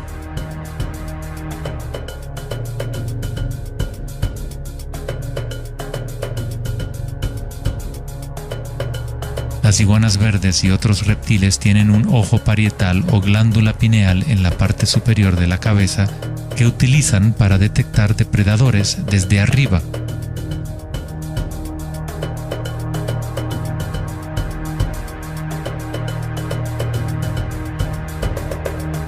La glándula pineal humana es una pequeña glándula endocrina que ayuda a regular los patrones del sueño y vigilia. A pesar de que está oculta profundamente en la cabeza, la glándula pineal es sensible a la luz. El filósofo Descartes reconoció que el área de la glándula pineal o tercer ojo era la interfase entre la conciencia y la materia. Casi todo es simétrico en el cuerpo humano. 2 ojos, 2 oídos, 2 fosas nasales. Incluso el cerebro tiene 2 hemisferios. Pero hay un área en el cerebro que no se duplica. Es el área de la glándula pineal y el centro energético que lo rodea. En un nivel físico, ahí se forman naturalmente moléculas únicas como el DMT. El DMT también se forma naturalmente en el momento del nacimiento y en el momento de la muerte, actuando literalmente como un puente único entre el mundo de los vivos y de los muertos. El DMT se produce de forma natural en los estados de meditación profunda o samadhi o a través de medios enteógenos.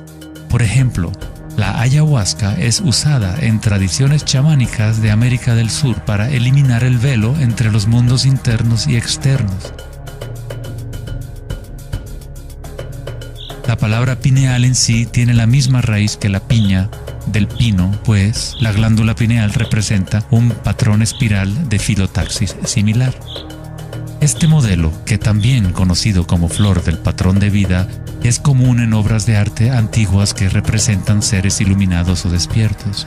Cuando la imagen de la piña del pino se observa en formas de artes sacras, representa el despertar del tercer ojo, la conciencia unívoca que dirige el flujo de energía evolutiva. La piña del pino representa el florecimiento de los chakras superiores que se activan mientras Sushumna se eleva hasta el chakra Ajna y más allá. En la mitología griega, los seguidores de Dionisio llevaban una panícula o báculo gigante, envuelto en hojas enredadera en espiral y una piña de pino en el extremo superior. Una vez más, representa la energía de Dionisio o Kundalini Shakti, mientras asciende por la columna vertebral al cuerpo pineal del sexto chakra. En el corazón del Vaticano, tal vez esperarías ver una gigantesca escultura de Jesús o María, y en su lugar hay una estructura de piña de pino gigante, lo que indica que en la historia cristiana pudo haber habido conocimiento de los chakras y el Kundalini, pero por alguna razón se mantuvo oculto de las masas. La explicación oficial de la Iglesia es que la piña del pino es un símbolo de regeneración y representa la nueva vida en Cristo.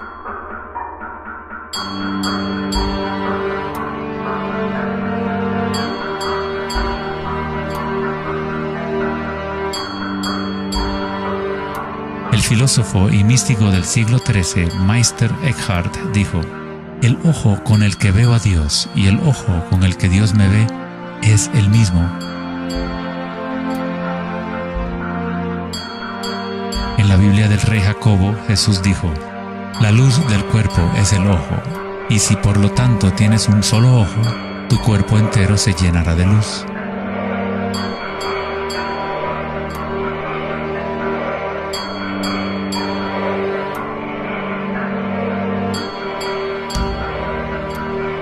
Buda dijo: "El cuerpo es el ojo".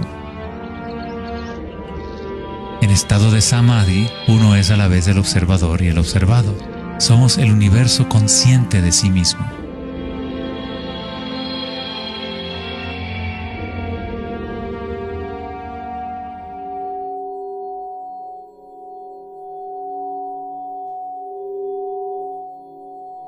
Cuando el Kundalini se activa, estimula el sexto chakra y el centro pineal, y esta zona empieza a recuperar algunas de sus funciones evolutivas. La meditación en la oscuridad ha sido utilizada durante miles de años como una forma de activar el sexto chakra en el área de la glándula pineal. La activación de este centro nos permite ver la luz interior. Ya sea el yogi proverbial o el chamán en retiro profundo en una cueva, un taoísta, un iniciado maya o un monje tibetano, todas las tradiciones incorporan un periodo de tiempo durante el cual uno entra en la oscuridad. La glándula pineal es la puerta a la experiencia directa de la propia energía sutil. El filósofo Nietzsche dijo: "Si miras fijamente al abismo durante el tiempo suficiente, eventualmente descubrirás que el abismo te mira fijamente de regreso". Los dólmenes o las antiguas tumbas en formas de pórtico se encuentran entre las estructuras más antiguas que quedan en la Tierra. La mayoría datan del periodo neolítico de 3000 a 4000 años antes de Cristo, y algunos en Europa occidental tienen 7000 años de antigüedad. El dolmen se utilizaba para entrar en meditación perpetua como una forma para los humanos de formar un puente entre el mundo exterior e interior. A medida que uno continúa meditando en la oscuridad total, eventualmente empieza a observar la energía interna o luz al activarse el tercer ojo. Los ritmos circadianos que se rigen por el sol y los canales de la luna dejan de controlar las funciones del cuerpo y se establece un nuevo ritmo.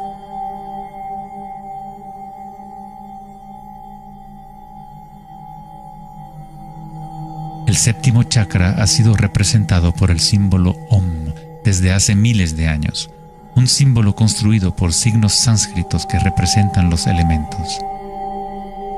Cuando el Kundalini se eleva más allá del sexto chakra, se empieza a crear un halo de energía. Los halos aparecen constantemente en las pinturas religiosas de diferentes tradiciones en todas partes del mundo.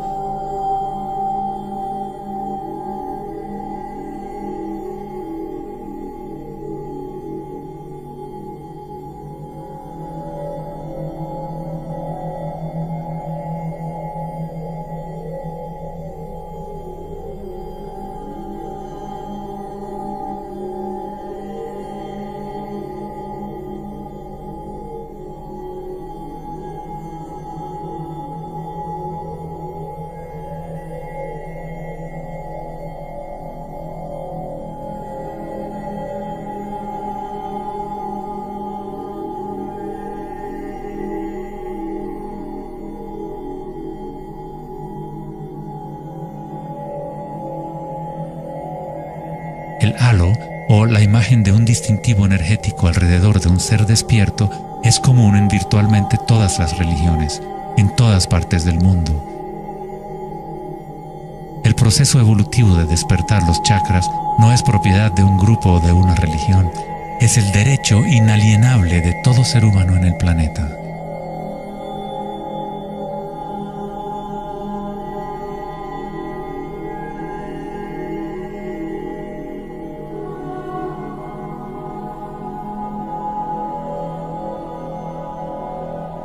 El chakra de la corona es la conexión con lo divino, aquello que está más allá de la dualidad, más allá del nombre y la forma.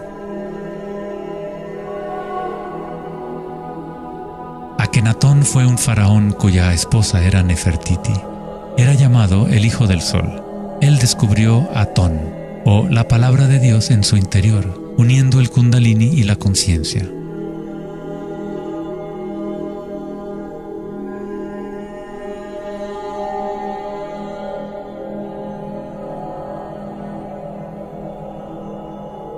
En la iconografía egipcia, una vez más, la conciencia despierta está representada por el disco solar que vemos sobre las cabezas de dioses o seres despiertos.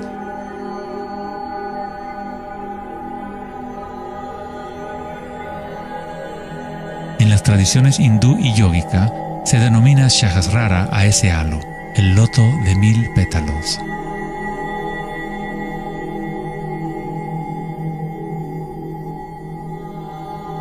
El Buda está asociado con el símbolo de la flor de loto.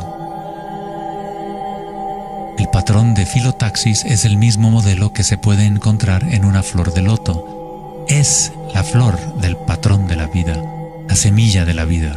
Es el patrón fundamental en el cual todas las formas encajan.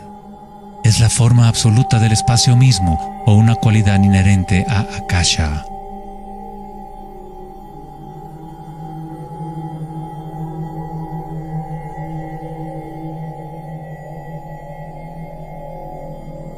En un momento de la historia, el símbolo de la flor de la vida predominaba por toda la tierra.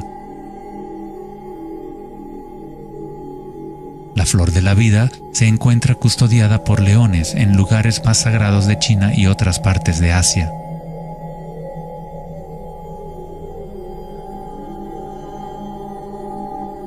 Los 64 hexagramas del I Ching a menudo rodean el símbolo yin-yang, que es otra forma de representación de la flor de la vida. En el interior de la flor de la vida está la base geométrica de todos los sólidos platónicos, de esencialmente cualquier forma que pueda existir. La antigua flor de la vida empieza con la geometría de la estrella de David, o triángulos con sus caras hacia arriba y hacia abajo. En tridimensional serían estructuras tetaédricas. Este símbolo es un yantra, una especie de programa que existe en el universo, la máquina que genera nuestro mundo fractal. Los yantras se han utilizado como herramientas para despertar la conciencia durante miles de años. La forma visual del yantra es una representación externa de un proceso interno de desarrollo espiritual.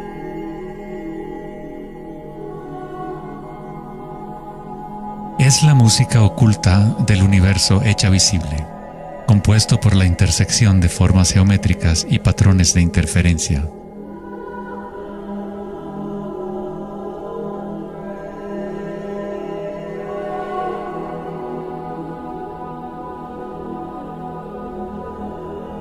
Cada chakra es un loto, un yantra, un centro psicofisiológico a través del cual el mundo puede ser experimentado.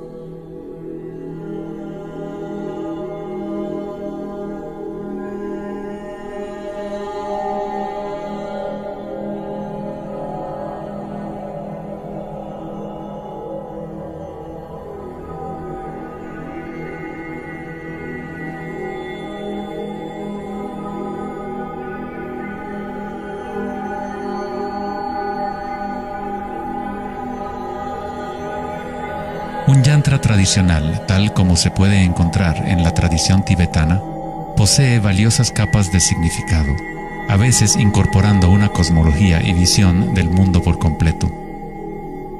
El yantra es un patrón en constante evolución que trabaja a través del poder de la repetición o iteración de un ciclo. El poder del yantra está casi perdido en el mundo de hoy, ya que buscamos significado solo en la forma externa y no lo conectamos a nuestras energías internas a través de la intención.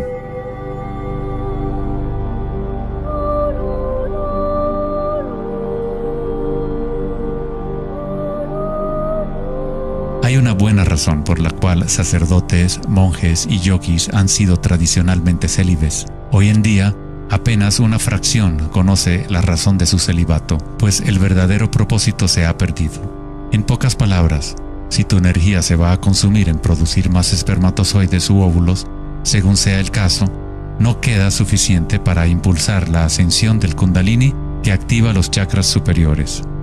El Kundalini es energía vital, la cual es también energía sexual. Cuando la conciencia se enfoca menos en deseos animales y se coloca en los objetos que reflejan los chakras superiores, esta energía fluye de regreso a la médula espinal ascendiendo hacia esos chakras. Muchas de las prácticas tántricas enseñan a dominar la energía sexual con el fin de poder utilizarla para una mayor evolución espiritual.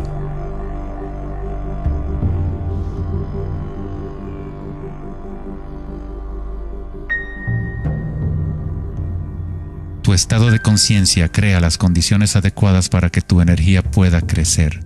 Entrar en un estado de conciencia no requiere de tiempo. Como dice Eckhart Tolle, la conciencia y la presencia siempre suceden en el ahora. Si estás tratando de hacer que algo suceda, entonces estás creando resistencia hacia lo que es. Es la eliminación de toda resistencia lo que permite que la energía evolutiva se desarrolle.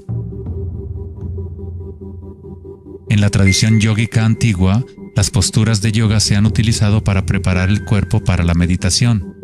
El Hatha Yoga nunca fue enseñado como un régimen de ejercicio, sino como una forma de conectar nuestro mundo interior y exterior. La palabra sánscrita Hatha proviene de las raíces Sol A y Luna Ta. En el Yoga Sutra original de Patanjali, el propósito de las 8 ramas del yoga es igual al noble sendero de 8 facetas del Buda, para la liberación del sufrimiento. Cuando las polaridades del mundo dual están en equilibrio, surge un tercer elemento. Nos encontramos con la misteriosa llave dorada que abre las fuerzas evolutivas de la naturaleza. Esta síntesis de los canales del Sol y la Luna es nuestra energía evolutiva.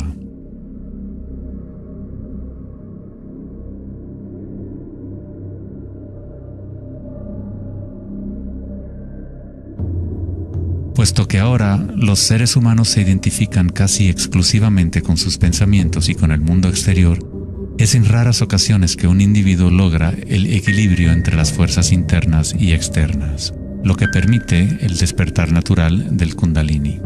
Para aquellos identificados solo con la ilusión, el Kundalini siempre seguirá siendo una metáfora. Una idea en vez de una experiencia directa de la energía y la conciencia propias.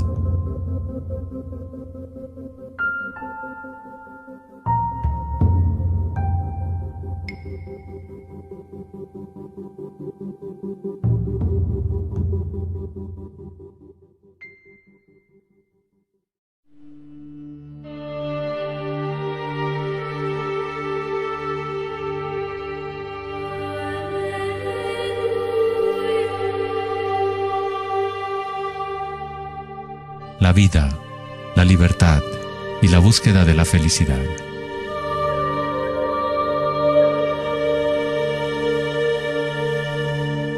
Vivimos nuestras vidas buscando la felicidad allá afuera, como si fuera una mercancía.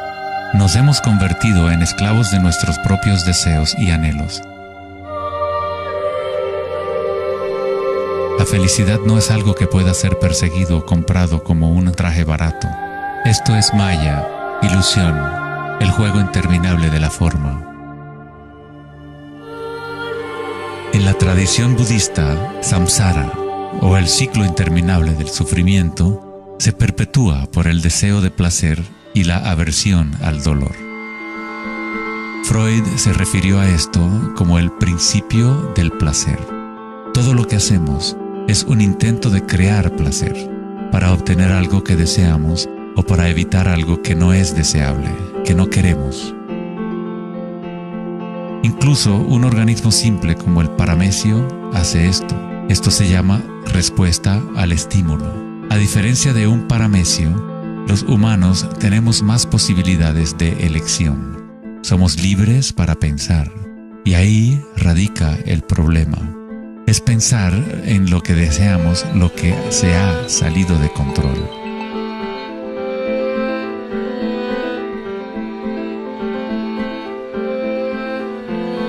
Safety systems armed. 10, 9, 8, 7, 6, 5, 4, 3, 2, 1, 0, and liftoff of Endeavour, going where east and west do meet at the International Space Station. El dilema de la sociedad moderna es que tratamos de entender el mundo no en términos de conciencia interna arcaica, sino cuantificando y calificando lo que percibimos como el mundo externo, a través de medios científicos y mentales. Pensar solo ha llevado a pensar más y a formular más preguntas. Anhelamos conocer el secreto que crea el mundo y orienta su camino, pero consideramos esta esencia como si estuviera fuera de nosotros, no como una cosa viviente e inherente a nuestra propia naturaleza. Fue el famoso psiquiatra Carl Jung quien dijo: aquel que mira hacia afuera sueña, aquel que mira hacia adentro despierta. No tiene nada de malo desear estar despierto, ser feliz. Lo que está mal es buscar la felicidad fuera cuando solo se puede encontrar en nuestro interior.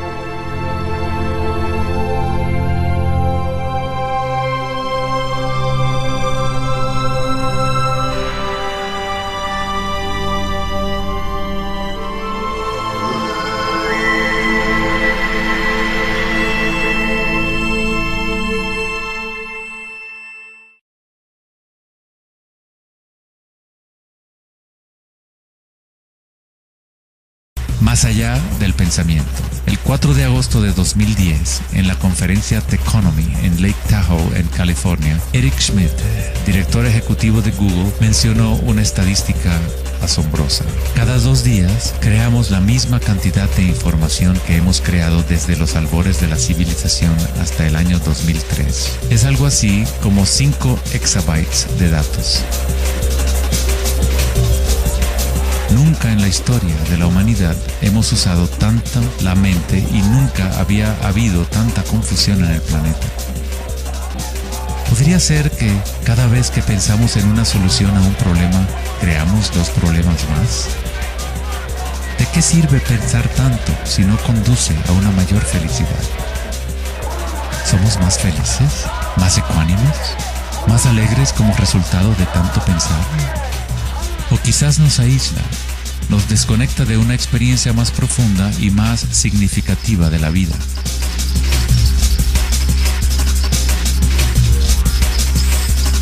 Pensar, actuar y hacer deben estar en equilibrio con el ser.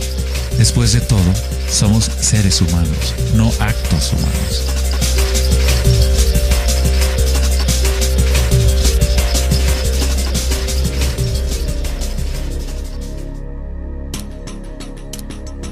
Queremos un cambio y queremos estabilidad al mismo tiempo. Nuestros corazones se han desconectado de la espiral de la vida, de la ley del cambio, mientras nuestras mentes pensantes nos conducen hacia la estabilidad, la seguridad y la pacificación de los sentidos. Con una fascinación morbosa, observamos asesinatos, tsunamis, terremotos y guerras. Constantemente tratamos de ocupar nuestra mente, llenándola de información. Programas de televisión transmitiendo de cada dispositivo imaginable, juegos y rompecabezas, mensajes de texto y todas las trivialidades posibles. Nos dejamos fascinar con la corriente infinita de nuevas imágenes, nuevas informaciones, nuevas formas de provocar y pacificar nuestros sentidos. los momentos de reflexión interior, nuestro corazón nos dirá que hay algo más en la vida que nuestra realidad actual, que vivimos en un mundo de espíritus hambrientos, siempre anhelando más y nunca satisfechos.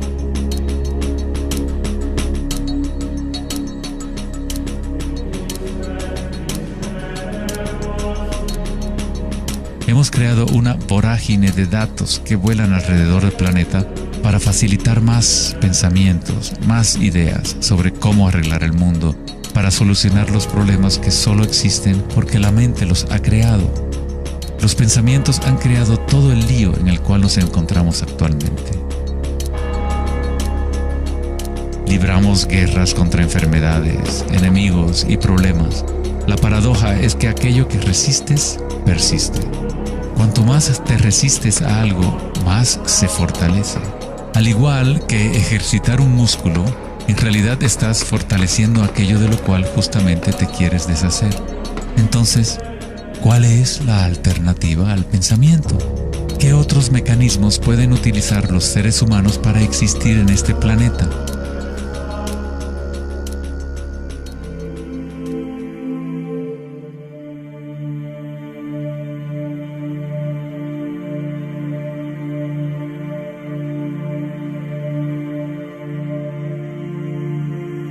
Mientras que la cultura occidental en los últimos siglos se ha centrado en la exploración de lo físico mediante el uso del pensamiento y el análisis, otras culturas antiguas han desarrollado tecnologías igualmente sofisticadas para explorar el espacio interior.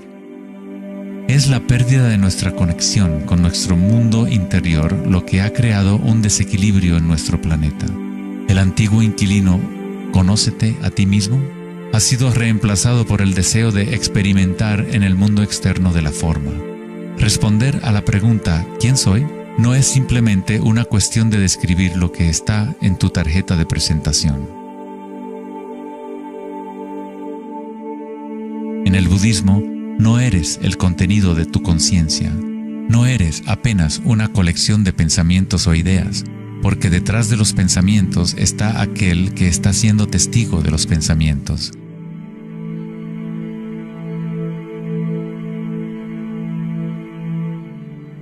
El dicho enfático, «Conócete a ti mismo», es un koan del Zen, un acertijo sin respuesta. Como un perro persiguiendo su cola, es solo la identidad del ego que quiere encontrar una respuesta, un propósito.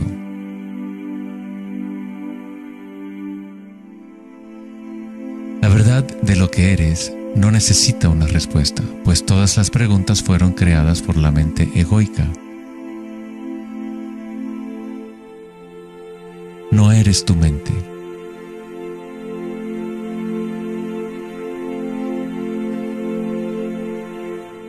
La verdad no yace en más respuestas, sino en menos preguntas. Como dijo Joseph Campbell, no creo que la gente esté buscando el significado de la vida, más bien buscan la experiencia de estar vivos.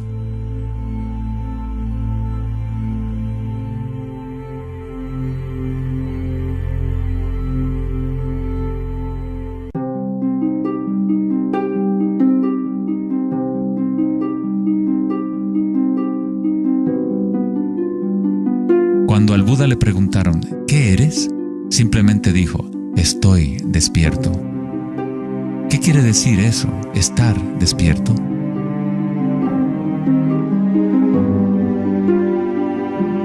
El Buda no dice exactamente qué es, porque el florecimiento de cada vida individual es diferente, pero sí dice algo, es el fin del sufrimiento.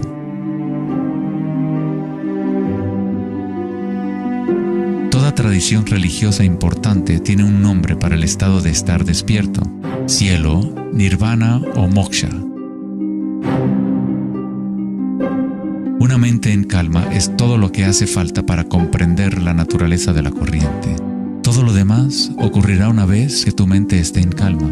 En esta quietud, las energías internas despiertan y funcionan sin esfuerzo de tu parte. Como dicen los taoístas, el chi sigue a la conciencia.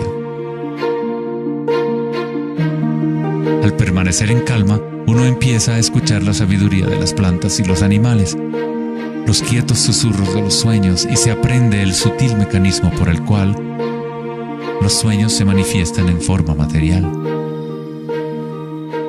En el Tao Te Ching, este tipo de vida se llama Wei Wu Wei, hacer, no hacer. El Buda habló del camino intermedio como el sendero que conduce a la iluminación.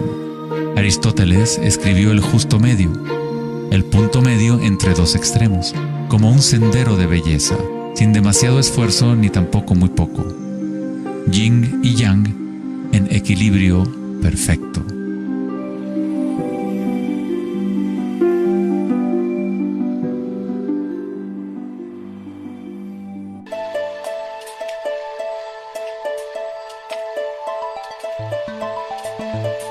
La noción de Vedanta sobre Maya, o la ilusión, es que no experimentamos el medio ambiente en sí, sino una proyección creada por los pensamientos. Por supuesto, tus pensamientos te permiten experimentar el mundo vibratorio de cierta manera, pero nuestra ecuanimidad interior no tiene que estar supeditada a acontecimientos externos. La creencia en un mundo externo independiente del sujeto que percibe es fundamental para la ciencia. Pero nuestros sentidos solo nos entregan información indirecta. Nuestras nociones acerca de este mundo físico creado por nuestra mente están siempre filtradas por nuestros sentidos y, por lo tanto, siempre son incompletas. Hay un campo de vibraciones que subyace en todos los sentidos. Las personas con una condición llamada sinestesia a veces sienten este campo vibratorio de diferentes maneras. Los sinestésicos pueden ver los sonidos como colores o formas, o las cualidades asociadas de un sentido hacia otro.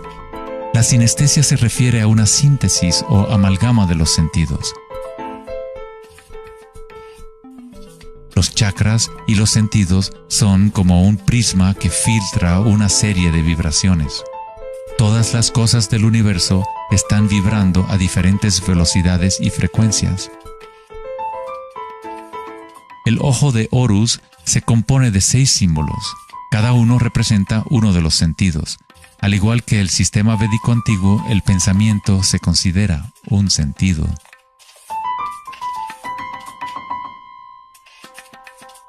Los pensamientos se perciben simultáneamente como sensaciones que se experimentan en el cuerpo. Surgen de la misma fuente vibratoria. El pensamiento es simplemente una herramienta, uno de los 6 sentidos, pero lo hemos llevado a un estado tan elevado que nos identificamos con nuestros pensamientos. El hecho de que no identificamos el pensamiento como uno de los 6 sentidos es muy significativo. Estamos tan inmersos en nuestros pensamientos que al tratar de explicar el pensamiento como un sentido, es como explicarle a un pez el agua. ¿Agua? ¿Qué agua?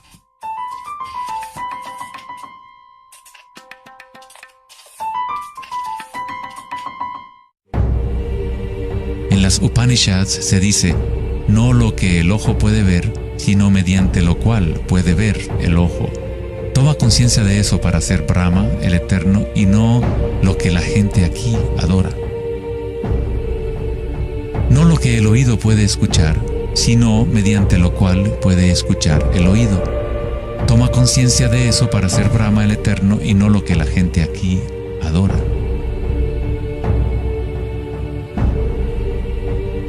No lo que el habla puede iluminar, sino mediante lo cual el habla puede iluminarse.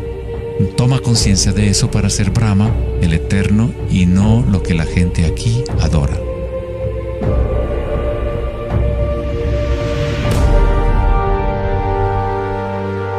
No lo que la mente puede pensar, sino por lo cual la mente puede pensar.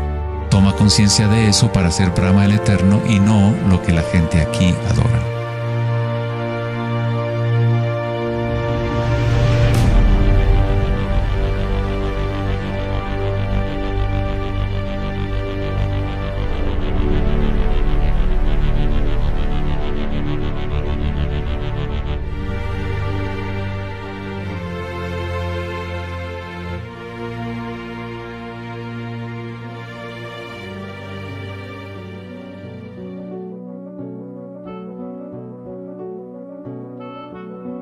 En la última década, grandes avances se han llevado a cabo en el ámbito de la investigación cerebral. Los científicos han descubierto la neuroplasticidad, un término que expresa la idea de que el cableado físico del cerebro cambia según los pensamientos que se mueven a través de él.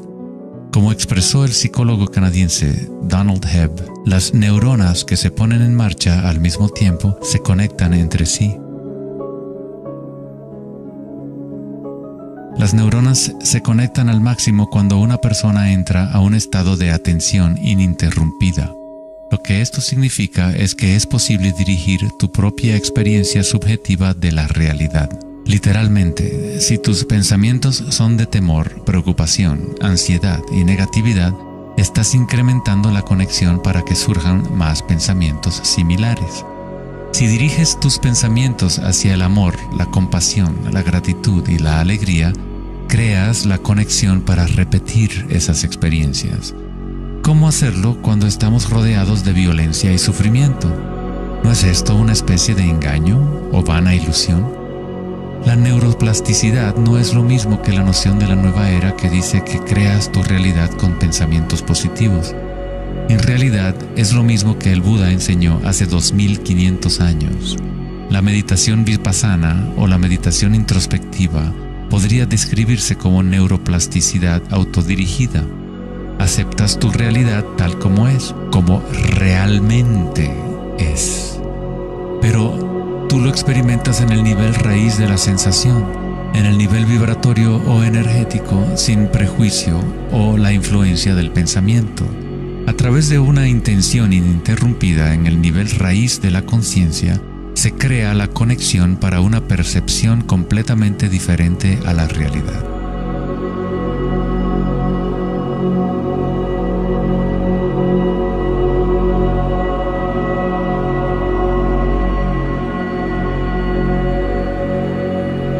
La mayor parte del tiempo lo entendemos al revés.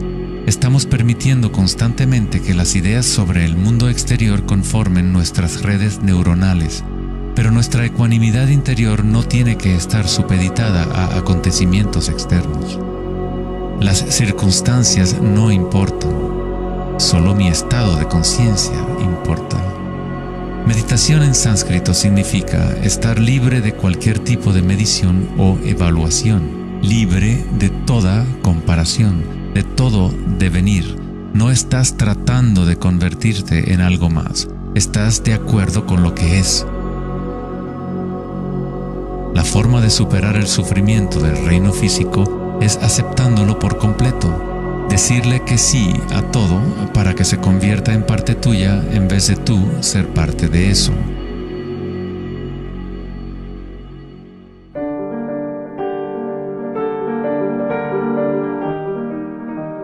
¿Cómo se puede vivir de tal manera que la conciencia deje de estar en conflicto con su contenido? ¿Cómo puede uno vaciar el corazón de las ambiciones mezquinas? Debe haber una revolución total en la conciencia, un cambio radical en la orientación del mundo exterior al interior. No es una revolución provocada solo por la voluntad o el esfuerzo, sino también por la entrega total, la aceptación de la realidad tal como es. Solamente desde el corazón podemos tocar el cielo. Rumi. La imagen del corazón abierto de Cristo transmite de forma poderosa la idea de que uno debe abrirse al dolor. Uno debe aceptar todo si desea permanecer abierto a la fuente de la evolución. Esto no significa que te conviertes en un masoquista. No buscas dolor, pero cuando el dolor viene, lo cual inevitablemente ocurre, simplemente aceptas la realidad tal como es en lugar de anhelar otra realidad. Los hawaianos han creído durante mucho tiempo que es a través del corazón que aprendemos la verdad. El corazón tiene su propia inteligencia, tan obvia como la del cerebro. Los egipcios creían que el corazón, y no el cerebro, era la fuente de la sabiduría humana. El corazón era considerado el centro del alma y la personalidad. Era a través del corazón que se expresaba la divinidad, impartiendo conocimientos a los antiguos egipcios sobre su verdadero camino. Este papiro representa la medición del peso del corazón. Era considerado algo bueno pasar la vida después de la muerte con un corazón liviano. Eso significaba que habías tenido una buena vida. Una etapa universal o arquetípica que experimentan las personas en el proceso del despertar del centro del corazón es la experiencia de la energía personal como la energía universal.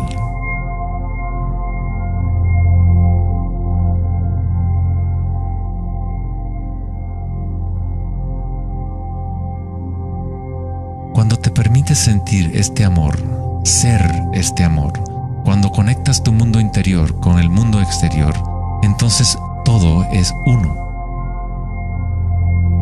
¿Cómo podemos experimentar la música de las esferas? ¿Cómo se abre el corazón?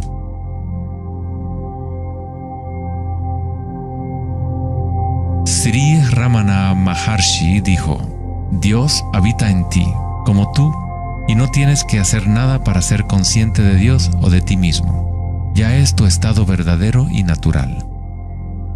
Solo abandona toda búsqueda, dirige tu atención hacia adentro y sacrifica tu mente al único ser irradiando en el corazón de tu propio ser. Para que esto sea tu experiencia que vives en el presente, el autoconocimiento es el único camino directo e inmediato.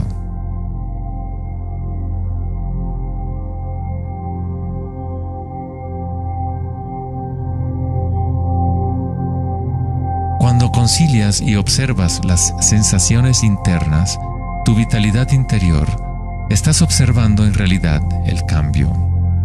Esta fuerza del cambio es el surgimiento y la muerte que ocurren cuando la energía cambia de forma. El grado en que una persona ha evolucionado o alcanzado la iluminación es el grado en que uno ha adquirido la capacidad de adaptarse a cada momento o a transmutar la corriente de circunstancias humanas, siempre cambiantes, el dolor y el placer en gozo.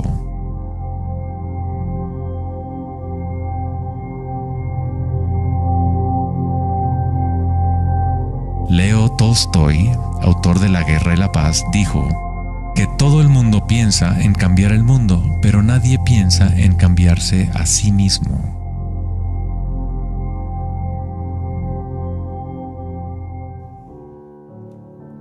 Darwin dijo que la característica más importante para la supervivencia de la especie no es la fuerza o la inteligencia, sino la capacidad de adaptación a los cambios.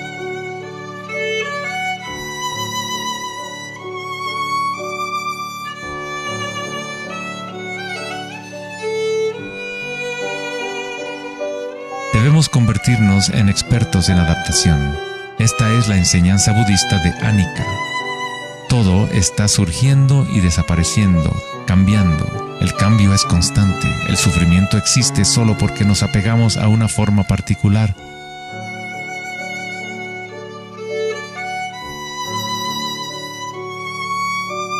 Cuando te conectas a la parte tuya que observa, con la comprensión de Anicca, el gozo surge en el corazón.